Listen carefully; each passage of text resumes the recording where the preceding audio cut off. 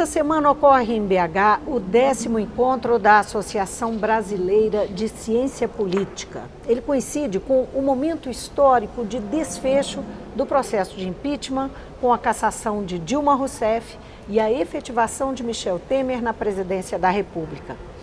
Um dos participantes do encontro é o cientista político Antônio Lavareda, especialista em comportamento eleitoral e marketing político, que está conosco nesta edição especial do programa. Como vai, professor? Prazer. Prazer em estar aqui com vocês. E prazer é todo nosso de tê-lo aqui. Como é que o senhor acredita que a história vai explicar esse momento? O impeachment de Dilma, a cassação, a troca de comando. Olha, a história provavelmente vai registrar esse momento como o final de um ciclo político. Vai resgatar provavelmente que o PT esteve durante 3 mandatos e mais um ano e meio à frente do país, que nesse período obteve, né, imprimiu algumas conquistas para a sociedade, para a população, sobretudo no que diz respeito à expansão de programas sociais como Bolsa Família, criação do ProUni, de diversas outras iniciativas que expandiram a capacidade de consumo da população de baixa renda, inclusive elevando a classe média, elevando quantitativamente em números absolutos e em números relativos, a população de baixa renda do Brasil para a classe C, a famosa nova classe média. Mas também vai lembrar, né, a história vai assinalar que o PT se perdeu nesse percurso no que concerne à observância de alguns preceitos básicos na gestão pública, sobretudo aqueles relativos à moralidade. A perda de mandato, o senhor está colocando nessa conta? Vai lembrar o que ocorreu com a Petrobras, vai lembrar os desmandos em outras áreas revelados pela Operação Lava Jato, e vai lembrar também que o PT, do governo da presidente Dilma Rousseff, fez escolhas equivocadas na área econômica, que em grande medida foram responsáveis, ao lado de fatores internacionais, como a crise de valores das commodities, por exemplo, mas que essas escolhas equivocadas foram responsáveis pelo declínio acentuado e inédito da economia brasileira. Então Dilma foi realmente cassada pelo conjunto da obra? Pelo conjunto da obra. Mesmo que seus opositores neguem? Mesmo que os opositores neguem, a Dilma foi cassada pelo conjunto da obra, ou seja, essa foi a motivação política. Mas a justificativa que encontrou abrigo constitucional foi o fato objetivo de que houve pedaladas sim, houve emissão de decretos que contrariavam os limites constitucionais na área orçamentária da Presidência da República, do Governo Federal, do Executivo Federal. Ou seja, a motivação política foi o conjunto da obra, mas o fato legal que justificou, sob a supervisão, sob a observação e na sessão final, sobre a presidência do presidente do Supremo Tribunal Federal, foram as pedaladas e os decretos. O senhor entende como legítima, então, a cassação? O processo é totalmente legítimo, ou seja, nada mais simbólico do que o presidente do Supremo Tribunal Federal presidir a longa sessão final do impeachment. Para além do rito, dos papéis que foram cumpridos de acordo com o que manda a Constituição, o fato de a motivação e a cabeça dos juízes estarem, enfim, determinados a cumprir ali essa motivação, essa questão do conjunto da obra, isso não fere de jeito nenhum. Isso não macula. Veja o seguinte, o processo. Numa casa política, como o Senado, como a Câmara, a motivação é sempre política. Seria estranho se assim não fosse. Então, casas políticas, motivações políticas. A observância de questões legais, e para isso a quase tutela do judiciário nesse processo, definindo as regras, definindo os ritos. Aliás, nesse caso de 2016, um rito muito mais longo do que naquele de 1992, no impedimento do presidente Collor. 10 meses, foi mais foram 4, né? Lá em 4 meses o processo está resolvido, agora foram quase 10 meses. Tudo isso, né, não nos deve perder, né, a observação serena de que Motivação política não excluiu a observância estrita dos dispositivos legais. Uhum. Existe uma divisão de olhar dentro da academia entre os cientistas políticos em relação a isso, né? Existe, porque a academia, embora esse nome pomposo de ciência política, né, ciência política, tal como economia, não são rigorosamente ciências, né, são plataformas de análise da realidade na dimensão política. Obedecem parâmetros, que se louvam de algumas bases consistentes de dados, da observância regular desses dados, etc. Mas, então, é natural. Por que eu digo isso? Porque é natural que haja que essas análises sejam afetadas pelos valores, né, valores políticos, inclusive, que esses cientistas políticos carregam. Alguns mais igualitaristas, mais à esquerda, outros mais liberais, um pouco mais à direita, outros que tentam se manter afastados desses extremos, como aqueles entre os quais eu me incluo ou tento me incluir, porque também pode ser uma ilusão de ótica de todos nós. Inclusive de quem o assiste, né? Professor, que papel tiveram? Crise econômica, como é que o senhor elencaria, né, comentaria os papéis desse elenco? Crise econômica, mídia, empresariado e Congresso Nacional nesse processo, nesses acontecimentos recentes que culminaram no impeachment da presidente Dilma. Vamos lá, fazer um ranking, né? O que você propõe é um ranking. Se fosse possível estabelecer um ranking. Sem esquecer que todos esses fatores da sua questão são interligados, mas ainda assim, conquanto interligados, eles possuem um peso diferente, um peso específico. Em primeiro lugar, a crise econômica. Sem crise econômica não teria havido, ou pelo menos não teria a gravidade, que a crise, não haveria a gravidade da crise política. Então, em primeiro lugar, crise econômica. Em segundo lugar, Congresso. Em larga medida, essa crise política foi uma crise de conflito entre dois poderes do Estado, entre o Executivo e o Congresso, em grande medida a Câmara Federal. É uma crise seríssima no sistema político. Essa crise se deu por um enfrentamento, pela falta de capacidade de administração política de uma base imensa que a presidente e o PT dispunham no início do seu mandato, que se esfarelou ao longo do tempo. Houve praticamente um amotinamento da base política da presidente. Esse motim foi conduzido e comandado na Câmara pelo deputado Eduardo Cunha, e isso levou a essa crise, que é uma crise específica, embora nós rotulemos como crise política no geral, mas isso é uma faceta específica dessa crise política mais geral. Crise de conflito dos poderes do Estado. É uma crise bastante séria num contexto democrático. Então, crise econômica, Congresso, em segundo lugar. Empresariado está aqui dentro, porque está dentro da crise econômica, porque são os agentes econômicos, é a percepção dos agentes econômicos que ajuda a acentuar, a aprofundar ou não a crise econômica. E em terceiro lugar, porque não é responsável por nada disso, ela apenas cumpre sua função divulgando e informando sobre isso, estimulando, por consequência, o debate, a mídia. Ou seja, mas não é a mídia que engendra a crise, a mídia reporta a crise. A mídia não faz a crise não é uma ficção redigida, roteirizada pela mídia. Não. A mídia, em momento nenhum a mídia se torna ator político? Com frequência a crise, a mídia se invoca a condição e se transforma em ator político. Você vê que nesse processo, por exemplo, alguns grandes jornais, né, alguns grandes periódicos aí do Brasil fizeram editoriais de primeira página, até se posicionando, etc., sobre rumos do país, etc. Já chegaram a dizer, inclusive, o que o presidente da República tem que fazer. Ou seja, admoestaram e prescreveram. Admoestaram e prescreveram, e às vezes simultaneamente, tá certo?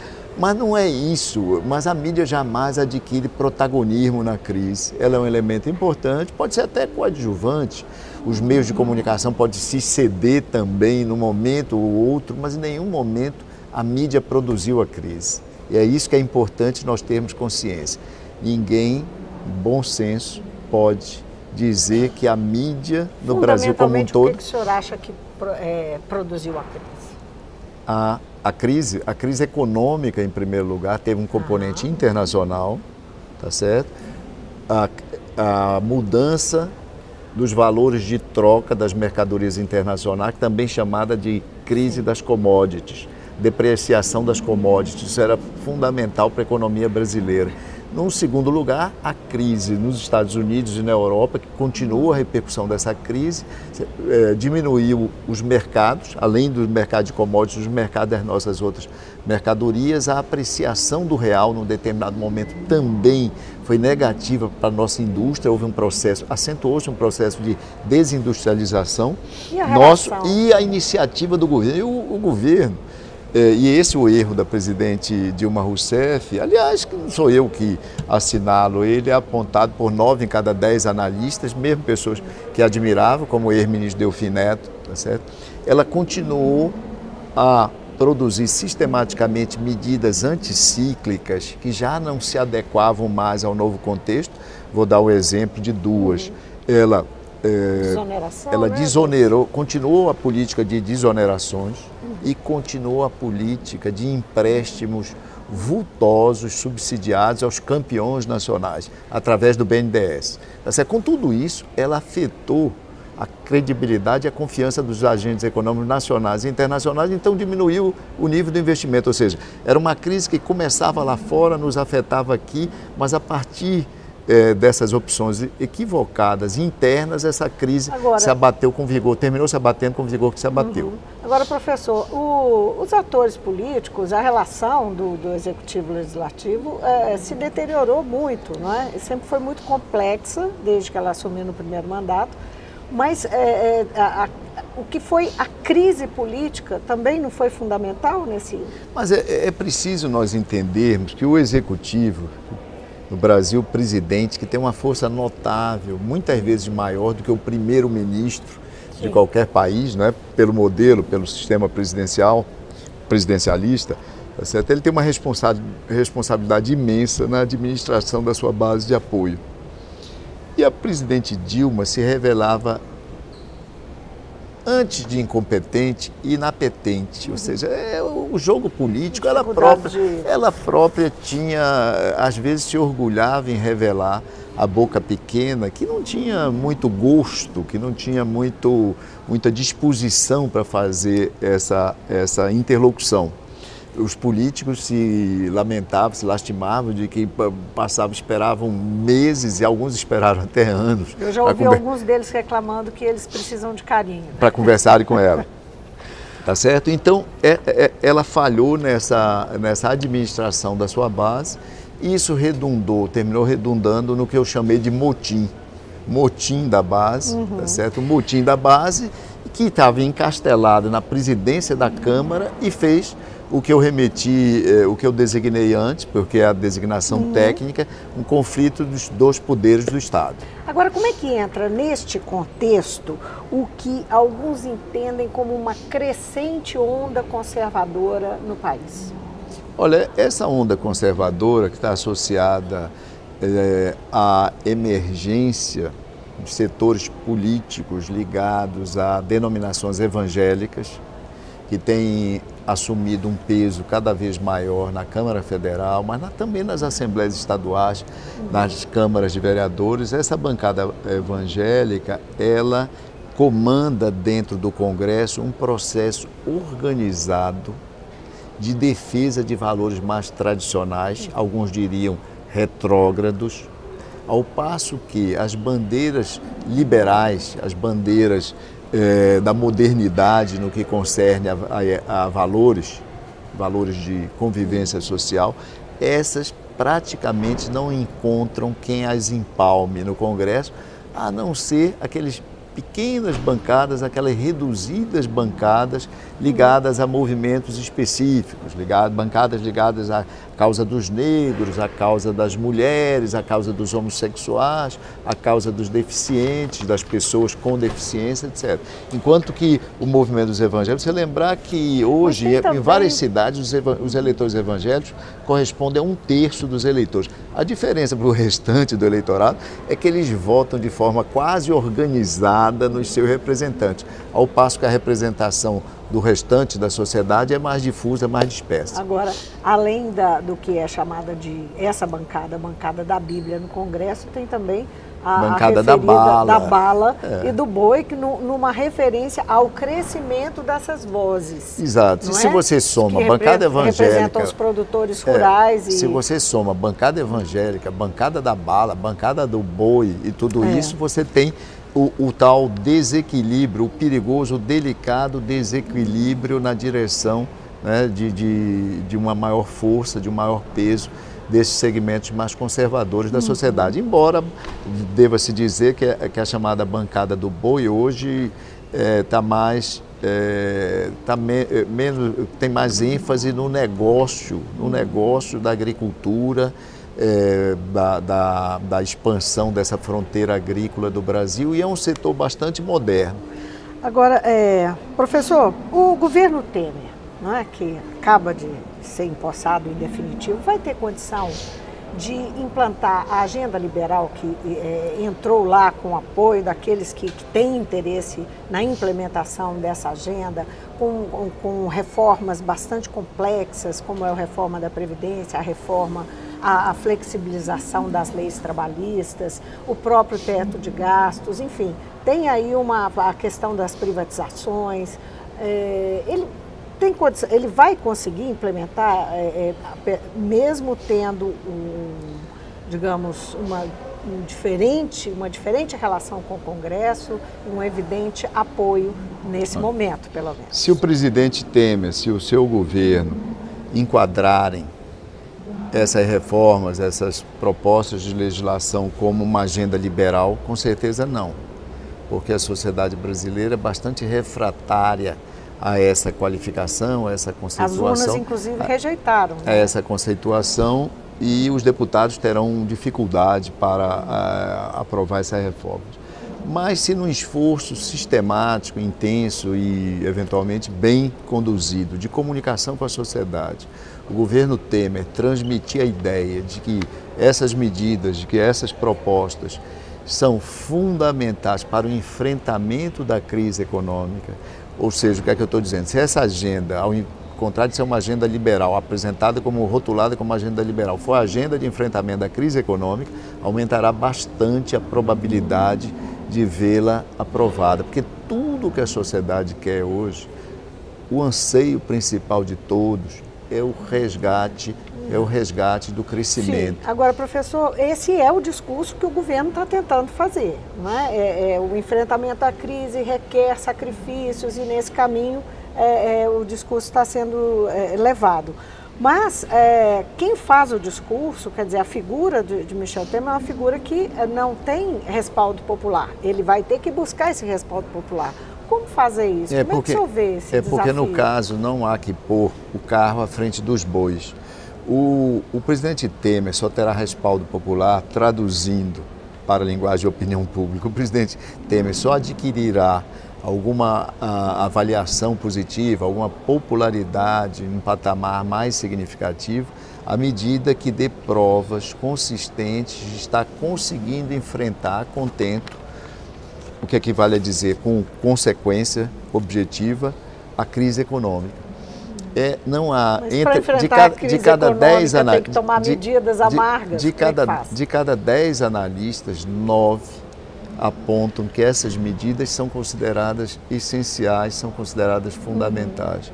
Com certeza o governo Temer não está propondo essas medidas apenas porque tem um compromisso férreo com o ideário liberal, um forte compromisso ideológico. Setores que têm interesses, mas mercado financeiro, empresariado. Mas lembrar, inclusive, que o PMDB não é o partido mais afeito a esse ideário liberal, é um partido marcado... Não, pois é, mas está tendo que encampar, marcado pelo pragmatismo, está tendo que encampar essas medidas, porque elas são as únicas eficazes para, segundo 9 em cada 10 especialistas, são as únicas eficazes para enfrentar a crise. Ou porque quem os apoiou exige que essa agenda seja feita? Não, mesmo os adeptos da presidente, os adeptos da área econômica da presidente Dilma Rousseff dizem que ela relaxou exatamente e não tem implementado essas medidas.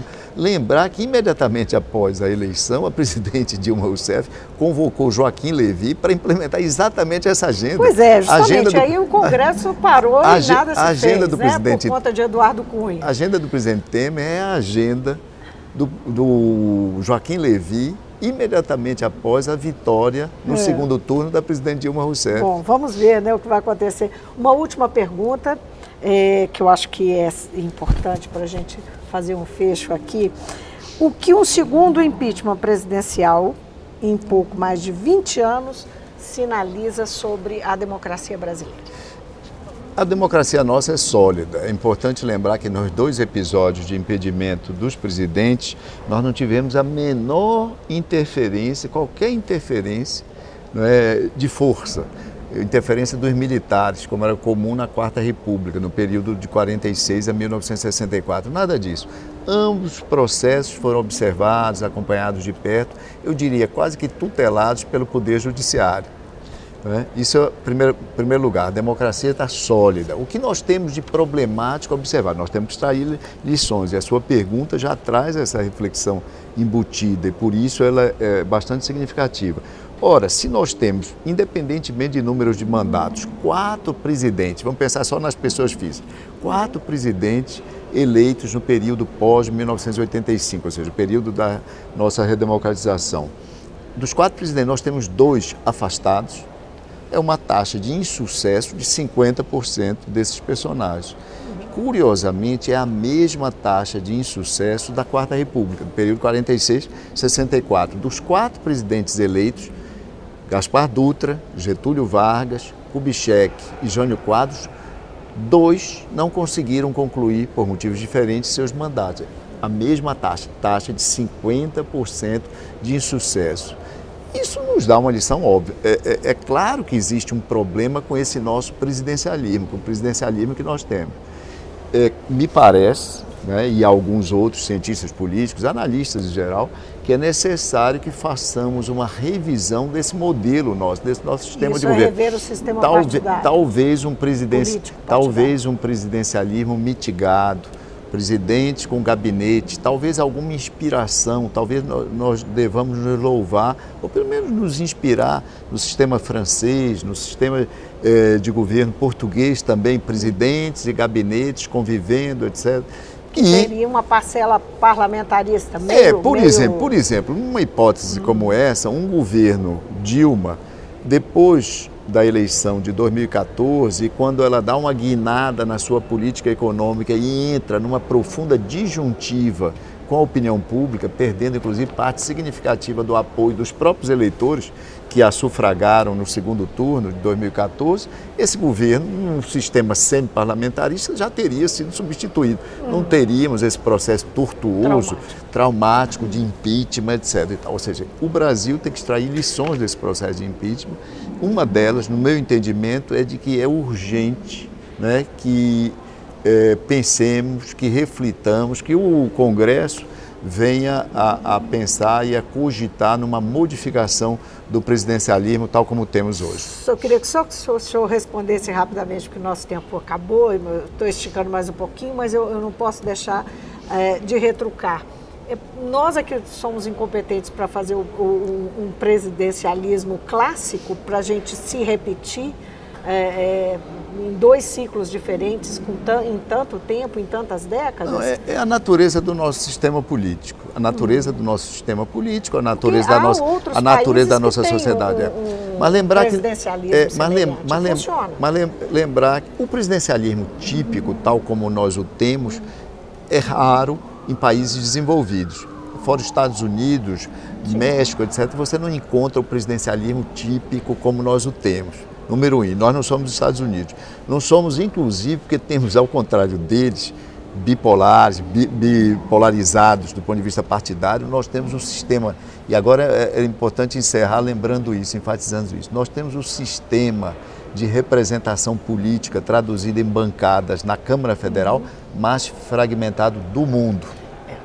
Aí a questão do sistema partidário. Professor, foi um prazer conversar com o senhor. Foi um prazer conversar com vocês. Eu conversei com o cientista político Antônio Lavareda, especialista em comportamento eleitoral e marketing político. Lavareda veio a BH participar do 10º Congresso da Associação Brasileira de Ciência Política e gentilmente conversou conosco. A gente fica por aqui, até o próximo programa.